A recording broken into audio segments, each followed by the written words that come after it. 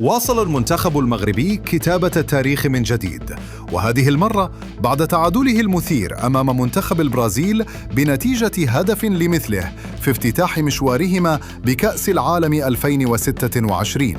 لكن المفاجأة لم تكن النتيجة فقط، بل كانت ردود فعل الصحافة العالمية التي أشادت بشكل كبير بما قدمه أسود الأطلس أمام أحد أقوى المنتخبات في العالم. فماذا قالت الصحف العالمية عن هذه المباراة؟ وكيف رأت أداء المنتخب المغربي؟ دعونا نكتشف ذلك معاً.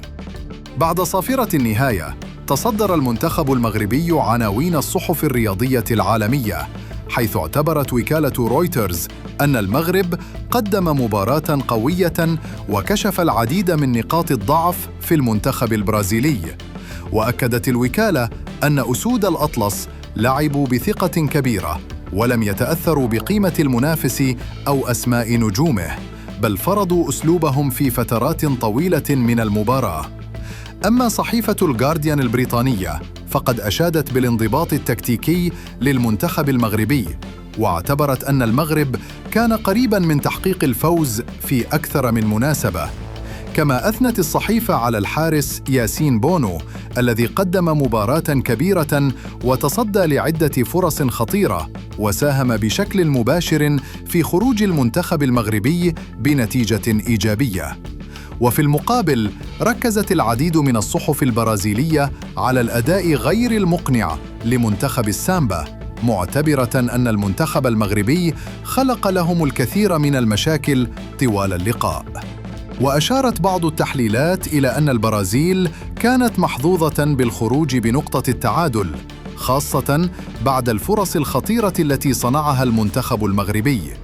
ومن بين أبرز اللاعبين الذين خطفوا الأنظار في هذه المباراة كان إسماعيل الصيباري صاحب الهدف المغربي، حيث نال إشادة واسعة من الجماهير والمحللين بسبب مستواه المميز وأدائه القوي أمام نجوم البرازيل. كذلك حصل أشرف حكيمي على تقييمات مرتفعة بعد الأداء الدفاعي والهجومي الرائع الذي قدمه طوال المباراة. هذه الإشادات تؤكد مرة أخرى أن المنتخب المغربي لم يعد مجرد منتخب مفاجآت، بل أصبح رقماً صعباً في كرة القدم العالمية وقادراً على منافسة أكبر المنتخبات في العالم.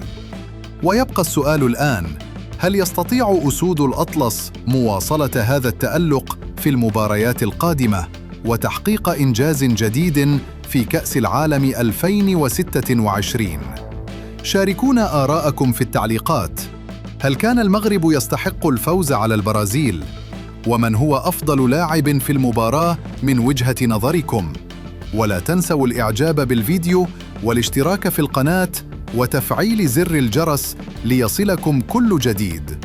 إلى اللقاء في فيديو قادم، والسلام عليكم ورحمة الله وبركاته.